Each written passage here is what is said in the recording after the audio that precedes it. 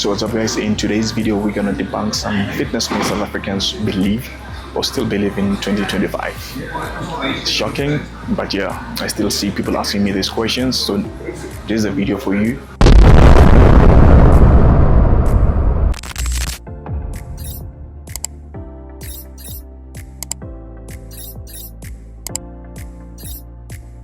Fitness myths South Africans believe that I actually couldn't be further away from the truth.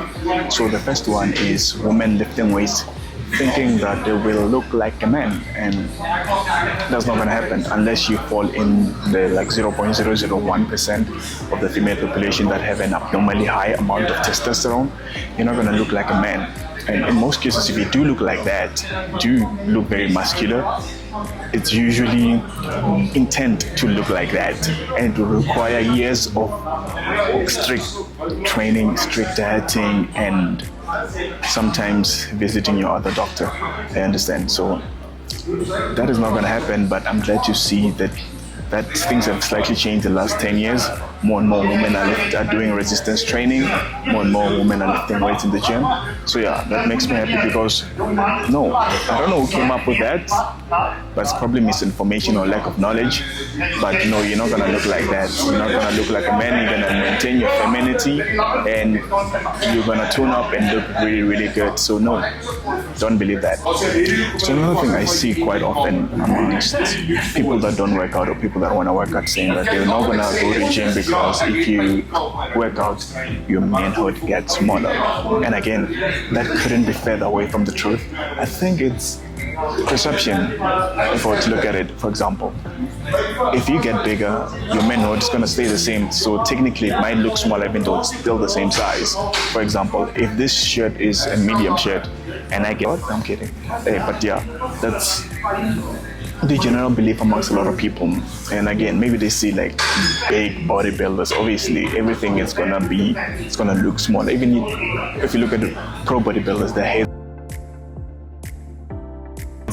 look smaller because they don't train their heads to get big.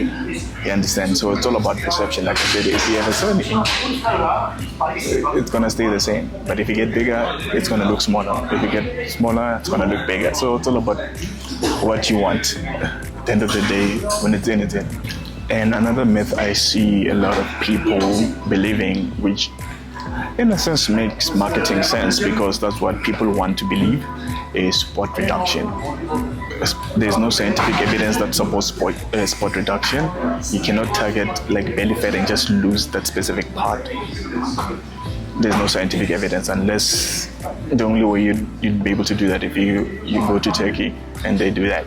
But there's no scientific evidence that supports that. However, there are ways to go around it, focusing on your midsection and training specific other body parts a certain way to actually maintain what you have, so you can kind of simultaneously get it right.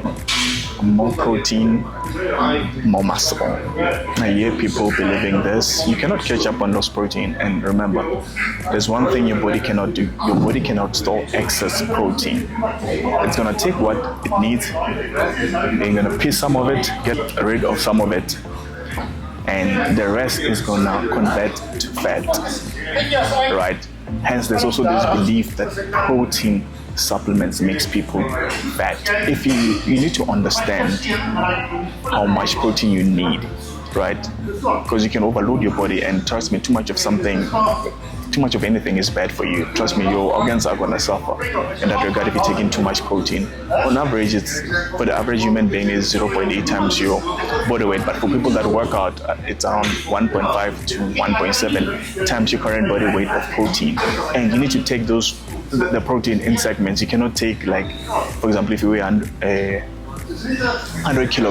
kgs, right, and you take 1.7 times, that's going to be 170 grams of protein. You cannot take 170 at once, because trust me, most of it is going to convert to fat, and that's where the belief comes in. But it's lack of information and not understanding how your body uses